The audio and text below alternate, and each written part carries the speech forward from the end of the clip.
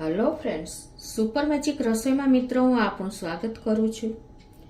આજે હવે આપણે ઉનાળો ચાલુ થઈ ગયો છે મિત્રો, તો એકદમ હેલ્ધી આઈસ્ક્રીમ આજે હું તમારી સાથે શેર કરું છું. એમાં આપણે બિલકુલ કોર્નફ્લોર કે કસ્ટર્ડ પાવડરનો ઉપયોગ નથી કર્યો, નથી ક્રીમનો ઉપયોગ કર્યો, નથી ઘરની મલાઈનો ઉપયોગ કર્યો અને નથી આપણે ખાંડનો ઉપયોગ કર્યો. એકદમ સુપર સોફ્ટ અને એકદમ ડિલિશિયસ એવો આપણો આઈસ્ક્રીમ તૈયાર થઈ જશે, એ પણ એકદમ હેલ્ધી ઇન્ગ્રેડિયન્ટથી.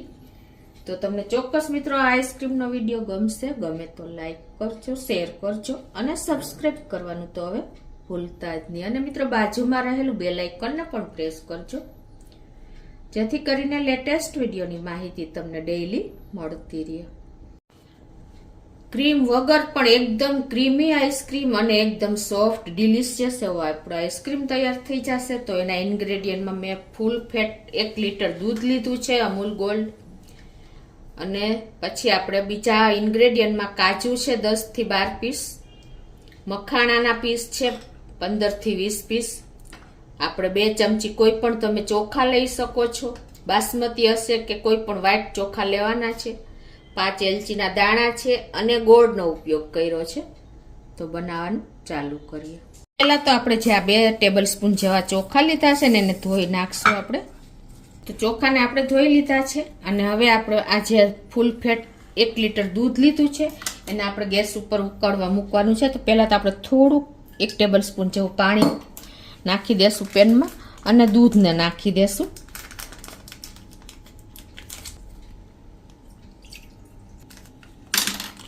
તો આ રીતે આપણે 1 લિટર દૂધ નાખીને અને ગેસની ફ્લેમ ચાલુ કરીને અને મીડિયમ ટુ હાઈ ફ્લેમ ઉપર દૂધને પોણા ભાગનું રાખવાનું છે, ત્યાં સુધી આપણે એને ઉકાળવાનું છે. તો આ રીતે આપણે કન્ટિન્યુ દૂધને ચલાવતા જ રહેશું.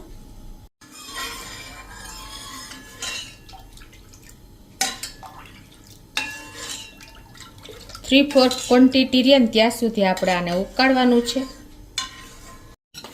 તો આપણું દૂધ ગરમ થઈ ગયું છે ને, તો હવે જે આપણા ભાત ધોયા છે ને એને એક બોલમાં નાખી દેશું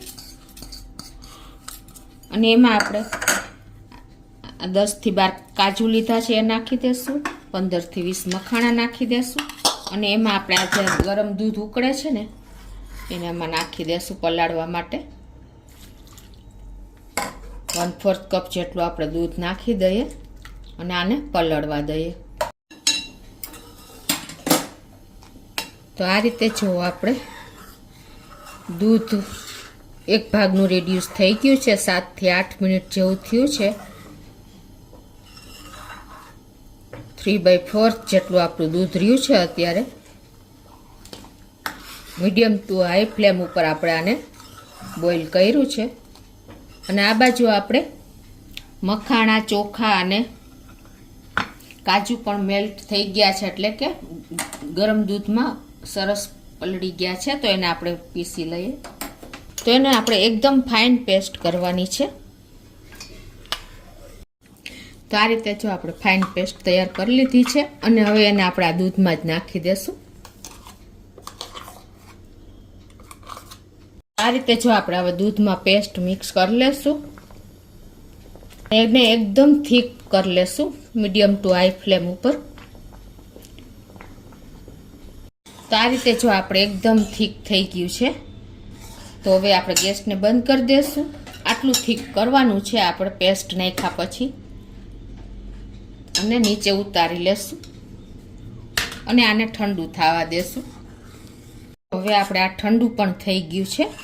તમે કાજુની જગ્યાએ જો મગફળીના નાખવા ને દાણા તો પણ ચાલે, પણ એને રોસ્ટ કરીને પછી નાખવાના. અને આ રીતે તમે ઠંડુ કરીને પછી હવે આપણે આમાં એકદમ હેલ્ધી આઈસ્ક્રીમ બનાવીએ છીએ. તો એના માટે અત્યારે હું ગોળનો ઉપયોગ કરું છું. 1/2 કપ આ ગોળ છે. તમે તમારા ટેસ્ટ એકોર્ડિંગ વધઘટ કરી શકો છો. તો આપણે આને આ મિશ્રણમાં જ મિક્સ કરી દઈએ ગોળને.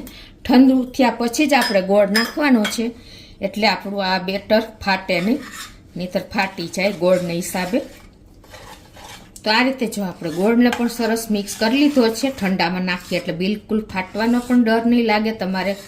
સાકર કે ખાંડ વાપરવી હોય તો પણ વાપરી શકો છો, પણ તો તમારે થોડુંક જ્યારે ઉકળતું હોય ને આપણું દૂધ ત્યારે જ નાખી દેવાની, નહીંતર પાછળથી પાણી થશે ને તો તમારું બેટર એકદમ આપણું જે આઈસ્ક્રીમ બને છે એ પ્યોર નહીં બને.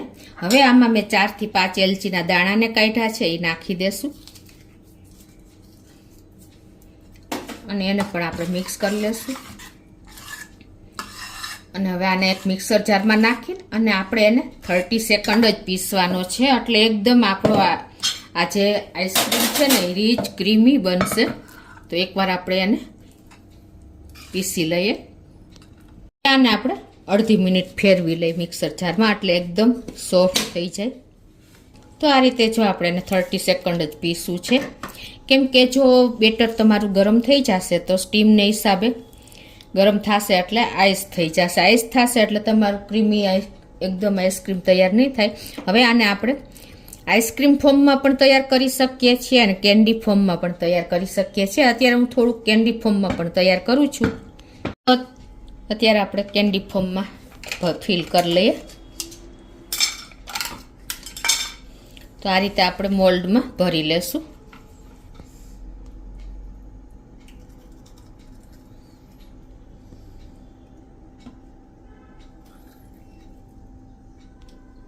તો આ રીતે આપણે કેન્ડી મોલ્ડ ફિલ કરી લીધું છે. હવે એમાં આપણે આ સ્ટીક રાખી દેશું આ રીતે જ.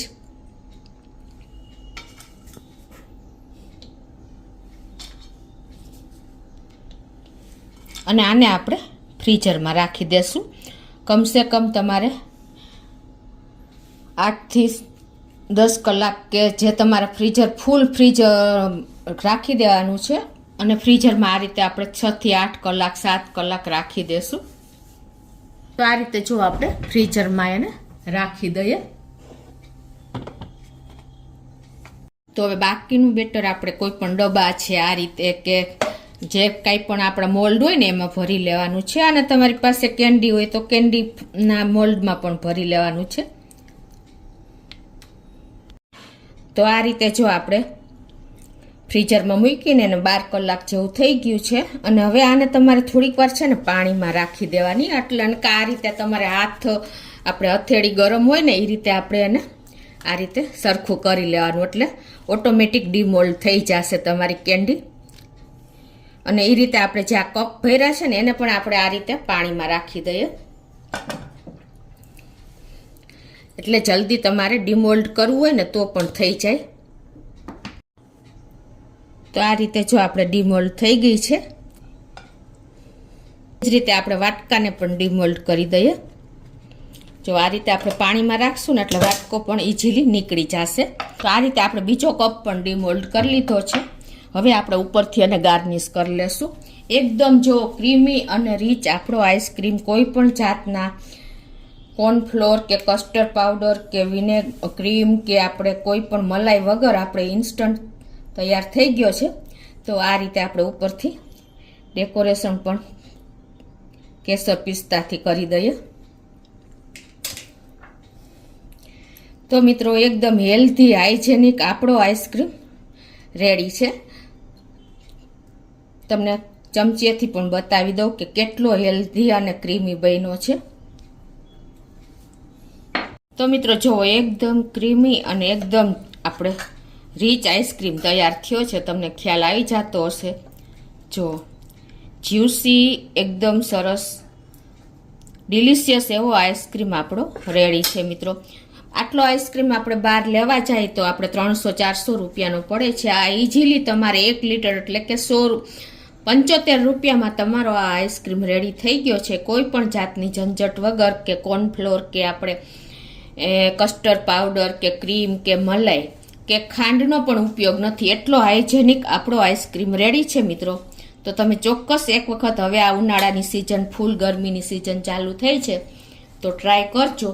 અને મને કોમેન્ટ બોક્સમાં જણાવજો કે તમને આઈસ્ક્રીમની રેસીપી કેવી લાગી. ગમે તો લાઈક કરજો, શેર કરજો અને સબસ્ક્રાઈબ કરવાનું તો ભૂલતા જ નહીં.